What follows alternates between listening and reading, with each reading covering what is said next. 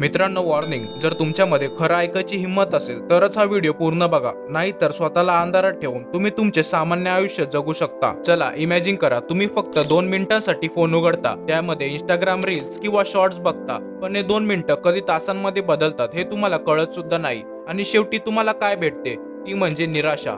या सवयीमुळे तुमची प्रोडक्टिव्हिटी कमी होते, तुम्ही स्क्रोल करत घालवलेला प्रत्येक मिनिट तुमच्या महत्त्वाच्या कामांमधून कमी होतो। आपल्या सगळ्यांकडे दिवसात फक्त 24 तासच असतात, पण जर तुम्ही पण हेच म्हणता की तुमच्याकडे तुमचे काम करायला वेळ नसतो, तर परत एकदा विचार करा। या विषयावर रोमन फिलॉसॉफर सेनेका याचा एक कोट आहे, it is not that we have a short time to live but that we waste a lot of it. मराठीमध्ये, आपल्याकडे जगण्यासाठी कमी वेळ नाही, पण आपण त्यातला जास्त तर वेळ वाया घालवतो। आज आपल्याला स्क्रोलिंग करायला हार्मलेस वाटले तरी हे सर्वात मोठे कारण आहे ज्याने हळूहळू तुमची एनर्जी, फोकस आणि हॅपीनेस कमी होते। आता तुम्ही स्वतःचा एक्झाम्पल घ्या, तुम्हाला पण असं कधी ना कधी वाटलं असेल की स्क्रोलिंगमुळे आपल्याला एन्झायटी वाटते, आपला आत्मविश्वास कमी होतो आणि आपल्यामध्ये कंपॅरिझनची भावना वाढते। याचे खूप सोपे कारण आहे की तुम्ही ज्या रील्स बघता त्यामध्ये तुम्ही कोणाचं परफेक्ट लाईफ आणि एडिटेड लाईव्ह बघता, ज्यामुळे तुम्हाला असं वाटतं की तुम्ही या लोकांपेक्षा कमी भाग्यवान किंवा कमी टॅलेंटेड आहात, आणि याचा तुमच्या ब्रेनवर खूप वाईट परिणाम होतो। मला माहित आहे की आता तुमच्या मनात सर्वात मोठा प्रश्न हाच आहे की जर स्क्रोलिंगचे इतके नुकसान आपल्याला होतात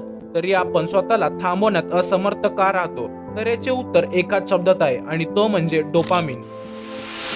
हा एक फील गुड हार्मोन आहे जो आपल्या मेंदूमध्ये तेव्हा रिलीज होतो जेव्हा आपल्याला कोणते काम करायला मजा येते, म्हणजे आपल्या मेंदूला प्लेजर भेटतो। मग काय आपल्याला फक्त स्क्रोलिंगमुळेच डोपामिन भेटतो का? तर तसं नाही। तुम्ही जेव्हा गेम्स खेळता, मित्रांबरोबर गप्पा मारता, वर्कआउट करता, थोडक्यात अशा सर्व कामांमुळे डोपामिन रिलीज होतो, ज्यामुळे तुम्हाला हॅपी वाटते। पण एक लक्षात घ्या, या सगळ्या कामांमधून जो डोपामिन भेटतो तो खूप कमी असतो जर आपण त्याची तुलना स्क्रोलिंग पासून भेटणाऱ्या डोपामिन बरोबर केली तर याचे कारण आहे, स्क्रोलिंग जे आपण करतो त्यामध्ये ना आपल्या शरीराला आणि ना आपल्या मनाला कोणतीही मेहनत करायला लागत नाही। तुम्ही बेडवर झोपल्या झोपल्या देखील स्क्रोलिंग करू शकता।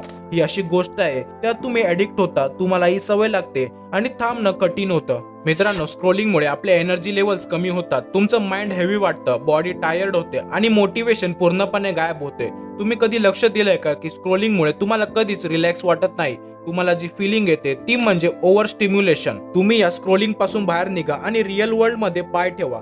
पण याचं सोल्युशन काय? याचं सोल्युशन सिंपल आहे पण इझी नाही। ही सवय जर तुम्हाला सोडायची असेल तर तुम्हाला हे पहिलं स्वीकार करायचे आहे की तुम्हाला ही वाईट सवय लागली आहे। हो, मग तुम्हाला लिमिट्स ठेवायचे आहेत। अशा ऍप्सचा वापर करा ज्याने तुम्ही ऍपवर टाइम लिमिट सेट करू शकता। तुम्हाला पुढे निसर्गात वेळ घालवायचा आहे, अशा कामांमध्ये वेळ घालवायचा आहे जे तुम्हाला खरंच व्हॅल्यू देतात। मित्रांनो, आता वेळ आली आहे की स्क्रोलिंग थांबवून या चीप डोपामिन पासून तुमची सुटका करण्याची। चला मग हा व्हिडिओ शेअर करा तुमच्या सर्व मित्रांबरोबर, आणि तुम्हाला हा व्हिडिओ थोडा जरी आवडला असेल तर मला सपोर्ट करण्यासाठी चॅनलला सबस्क्राईब करा आणि हा व्हिडिओ सर्वांमध्ये शेअर करायला बिलकुल विसरू नका। चला भेटूया।